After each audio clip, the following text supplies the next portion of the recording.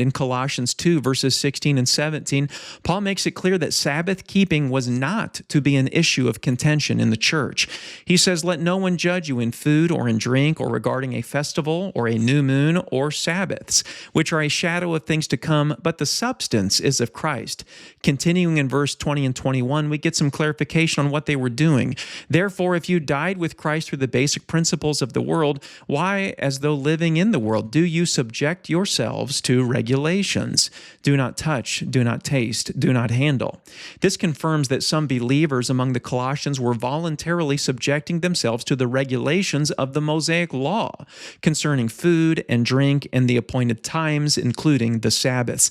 Paul teaches them that you will not be judged based on your observance of these commandments. He says that these are only shadows of Christ. The Mosaic Law was like an engagement. An engagement foreshadows marriage. It is a promise of marriage, but it is not the actual marriage. And the rules of the engagement are not the same as the rules of the marriage. The same is true concerning the law and Christ. These institutions, such as the Sabbath, were perfect for their time, for the people to whom they were given. But believers today do not serve the Father with shadows. We do not cease from work, we cease from sin. We do not sacrifice lambs, we sacrifice ourselves. Paul makes a similar point on this in Romans chapter 14, verses 4 and 5. He says, "Who are you to judge another's servant? To his own master he stands or falls. Indeed, he will be made to stand, for God is able to make him stand. One person esteems one day above another, another esteems every day alike. Let each be fully convinced in his own mind."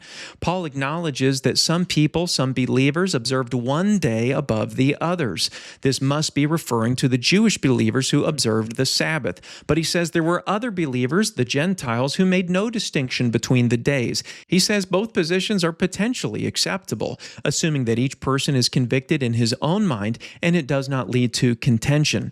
However, there are limits to this flexibility. Paul also says in Galatians 4, verses 10 and 11, speaking to these believers, he says, "You observe days and months and seasons and years. I am afraid for you, lest I have labored for you in vain." What were these days and months and seasons and years that they were observing? It was the appointed times from the law of Moses. That's the only explanation that makes sense, because they were also practicing circumcision in keeping with the law of Moses. These weren't Gentile days, these were Jewish days. Paul says this is another gospel and a perversion of the gospel of Christ to try to make these appointed days a part of our new covenant. He was afraid for them, he says, not because they weren't keeping the feast and weren't circumcising, but because they were.